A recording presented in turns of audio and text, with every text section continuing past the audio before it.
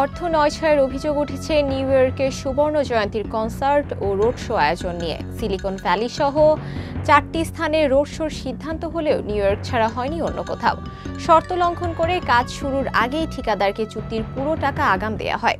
প্রকল্পের টাকায় যুক্তরাষ্ট্রের ভ্রমণ বিলাসে যান মন্ত্রী, এমপি সহ 50 জন। এমনকি মা, বোন, স্ত্রী, সন্তান নিয়ে যান সাবেক প্রতিমন্ত্রী পলক সহ অন্য আমলারাও। দেশীয় সংবাদ মাধ্যমে উঠে এসেছে স্বাধীনতার সুবর্ণ জয়ন্তীর কনসার্ট ও রোড শো আয়োজন নিয়ে অর্থ নয়ছয়ের তথ্য। বাংলাদেশ হাইটেক পার্কের উদ্যোগে স্বাধীনতার সুবর্ণ জয়ন্তী উদযাপন 2022 সালের 6 মে নিউ ইয়র্কের ম্যাডিসন স্কয়ার গার্ডেনে অনুষ্ঠিত হয় গোল্ডেন জুবিলি বাংলাদেশ কনসার্ট। আয়োজন করা হয় রোড শোর।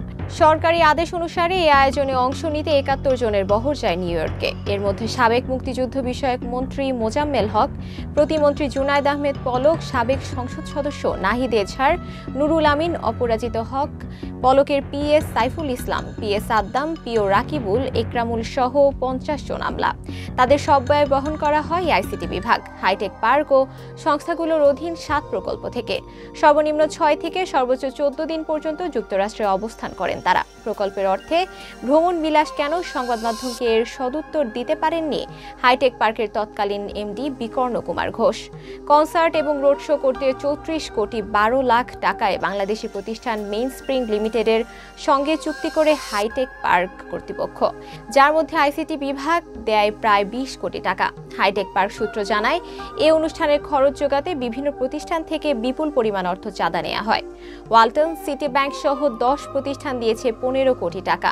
হাইটেক পার্কের তৎকালীন ব্যবস্থাপনা পরিচালক বিকর্ণ কুমার ঘোষ বলেন, সেই সময় যৌক্তিক বলেই সাবেক প্রধানমন্ত্রীর কার্যালয় অনুমোদন দিয়েছে।